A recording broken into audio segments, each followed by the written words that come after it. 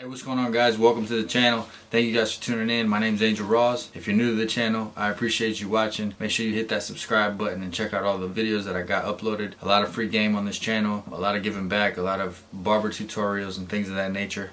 But today, we're going to be doing something different. We're talking camera basics.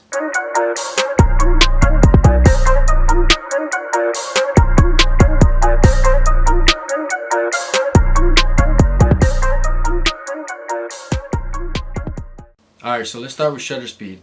Here's a picture of an example.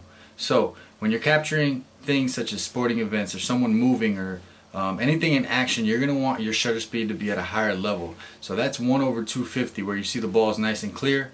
There's no damage to the photo. There's no blurriness. If you're shooting something like this and you got it at a 1/8, it's not going to come out right. It's going to come out blurry. You're going to miss the action shot and you're going to mess up the photo. So when you're shooting something like sporting events and you want to capture the moment, you want to make sure that your shutter speed is set to the proper number, because if you don't, you're going to miss that moment. Now, Aperture has two uses. It's going to change the light that's coming into the camera. That's why when you look at a lens and it has a lower number like a f1.4 compared to a f4, it's going to be more expensive because it's better in lower lighting. The lower that number, the better it is going to be in bad lighting situations. So when you're looking at that number, that's going to help you with your lighting. It's going to let a lot more light in the lower the number, as well as that number also changes the background.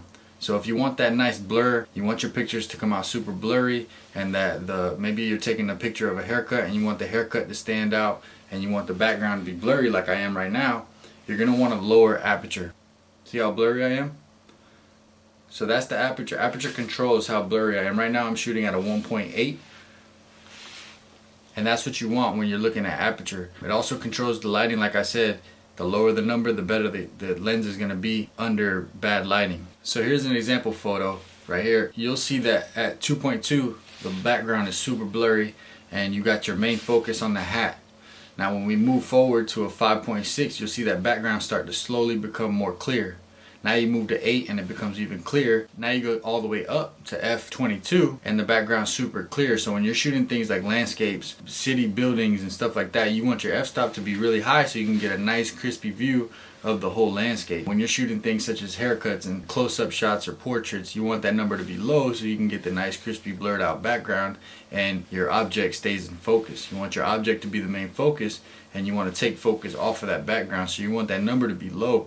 That way you get that nice blur in the background. So that's what you're looking at when you see all these barbers posted on Instagram and their haircuts look super blurry in the background, but you got that main focus on the haircut. That's the aperture. The aperture's super low, so it's creating that blur in the background. So it really just depends on what you're shooting, what you're looking to get out of your lens, and that'll let you know how high or how low you want your numbers to be when it comes to aperture.